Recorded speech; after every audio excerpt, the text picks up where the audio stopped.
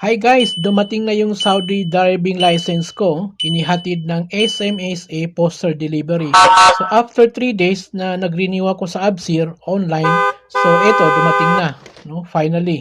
So kasi busy ako guys, wala akong time pumunta sa Muror office para i-pick up yung card, driving license. So i-deliver ko na lang. Nagbayad lang ako ng 40 riyal. So, ito na guys, walang kahirap-hirap. Hindi na ako pumunta sa Moror, hindi na ako nakipila doon.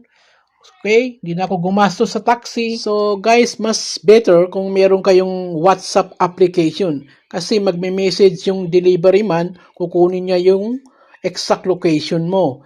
So, kailangan mo yung WhatsApp application. So, pag dumating na yung delivery man, itatanong niya yung ikama number mo. So, yun lang. So, kung wala ka sa bahay, pwedeng kaibigan mo, pwedeng kasama mo, make sure na alam niya yung ikama number mo kasi tatanong yun. At saka yung code. Merong code doon sa SMS message. Merong code doon na darating sa iyo. Kailangan niya yun. Saka yung ikama number mo. So, yun lang guys. Kailangan ng WhatsApp application, ikama number, saka yung code sa SMS message. So, napakadali guys. Hindi mo na kailangan pumunta sa Muror office. Makipila doon. Thank you for watching guys.